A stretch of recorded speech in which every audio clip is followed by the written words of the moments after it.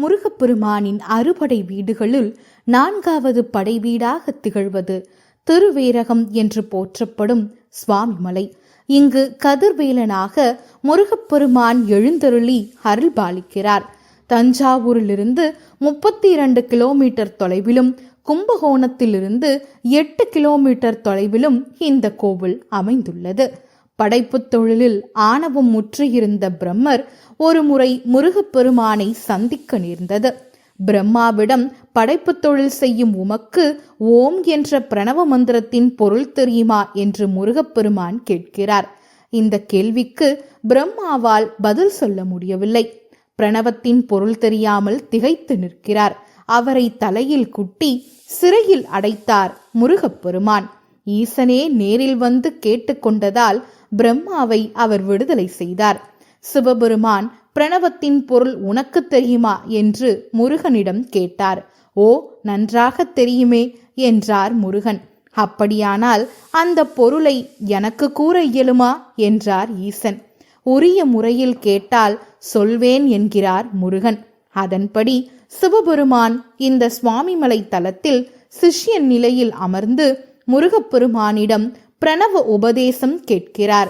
இவ்வாறு இறைவனான சிவபெருமானுக்கே முருகன் குருநாதனாக ஆனதால் அவரை சுவாமிநாதன் என்றும் பரமகுரு என்றும் தகப்பன் சாமி என்றும் போற்றுகிறோம். அதனாலேயே இந்த தலமும் சுவாமிமலை என்ற பெயரை பெற்றிருக்கிறது. இந்த தலத்தில் சுவாமிநாதன் 4.5 அடி உயர நின்ற கோலத்தில் கம்பீரமாக காட்சி தருகிறார். வலது கரத்தில் தண்டாயுதம் தரித்து இடது கரத்தை இடுப்பில் வைத்து சிரசில் ஊர்த்துவ சிகாமுடியும் மார்பில் பூநூலும் ருத்ராட்சமும் விளங்க கருணாமூர்த்தியாக காட்சி தருகிறார். முகத்தில் ஞானமும் சாந்தமும் தவழ்வதை கண்குளிர பார்க்க முடிகிறது. மகாமண்டபத்தில் மயிலுக்கு பதிலாக முருகனுக்கு இந்திரனால் வழங்கப்பட்ட ஐராவதம் என்ற யானை நிற்கிறது. கிழக்கு நோக்கி நின்று திருவருள் பாலிக்கும் சுவாமிநாதனுக்கு தங்க கவசம், வைரவேல், தங்க சகஸ்ர நாம மாலை, ரத்தின கிரீடம் போன்ற பல்வேறு அணிகலன்களும் அதை பக்தர்கள் பூட்டி அழகு பார்க்கின்றனர். சுவாமிநாதன் தங்க தேரிலும் அவ்வப்போது பவனி வருவது வழக்கம். நெல்லி மரம் சுவாமிமலையின் தல விருட்சமாகும். நெல்லி மரத்தை வடமொழியில் தாத்ரி என்பர். அதனால் சுவாமிமலையை தாத்ரிகிரி என்றும் குறிப்பிடுகின்றனர். சிவகிரி, குருவெற்பு, குருமலை, சுவாமி சைலம் போன்ற பெயர்களும் உண்டு. வடமொழியில் சுவாமிநாதனை ஞானக்கந்தன் என்று போற்றுகின்றனர். அருணகிரிநாதர் 38 திருப்புகழ் பாடல்களை இந்த சுவாமிநாதனுக்கு பாமாலையாக சூட்டியுள்ளார். சுவாமிமலையை சேர்ந்த கடுக்கன் தியாகராஜ தேசிகர் என்பவர் சுவாமிமலை நவரத்ன மாலை என்ற நூலை இயற்றியுள்ளார். ஒரு தரம் சரவணபவா என்று தொடங்கும் நவரத்ன மாலையின் 3வது பாடல் மிகவும் பிரபலமானது.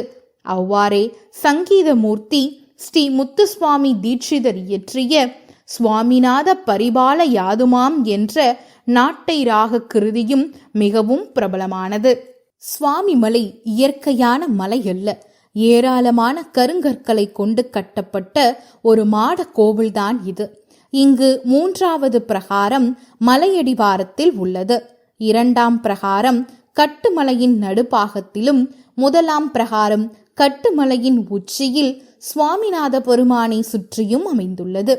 தெற்கு நோக்கிய ராஜகோபுரம் 5 நிலைகள் உடையது. பெரும்பாலும் பக்தர்கள் கிழக்கு புற மொட்டை கோபுரத்தின் வழியாகவே கோவிலுக்குள் நுழைகின்றனர். அவ்வாறு நுழைந்தவுடன் வல்லப கணபதியை தரிசிக்க முடிகிறது.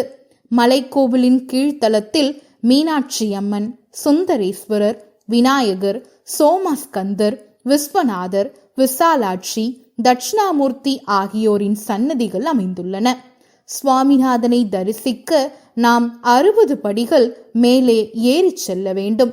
60 தமிழ் வருடங்களின் பெயர்களை தாங்கி நிற்கும் இந்த 60 படிகளும் 2 பகுதிகளாக அமைந்துள்ளன.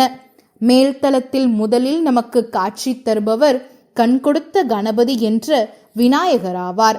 இவர் செட்டி நாட்டை சேர்ந்த ஒரு பெண்மணிக்கு கண் பார்வையை அருளியதால் கண் கொடுத்த கணபதி என்று பெயர் பெற்றதாக செவிவழி செய்திகள் கூறுகின்றன. இவரை வணங்கும் பக்தர்களுக்கு நல்ல கண் பார்வை கிடைக்கிறது என்பது பலர் அனுபவ ரீதியாக உணர்ந்த உண்மை.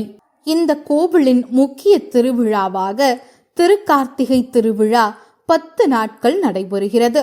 பிற விழாக்கள் சித்திரையில் 10 நாள் பிரம்மோற்சவம், வைகாசி விசாக பெருவிழா, ஆவணி மாதத்தில் 10 நாட்கள் நடைபெறும் பவித்ரோற்சவம், புரட்டாசி மாதத்தில் 10 நாட்கள் நடைபெறும் நவராத்திரி பெருவிழா, ஐப்பசி மாதத்தில் கந்த சஷ்டி விழா, மார்கழியில் திருவாதிரை திருநாள், தை மாதத்தில் தைப்பூச பெருவிழா, பங்குனியில் வள்ளி திருக்கல்யாணம் ஆகிய விழாக்களும் சிறப்பாக கொண்டாடப்படுகின்றன.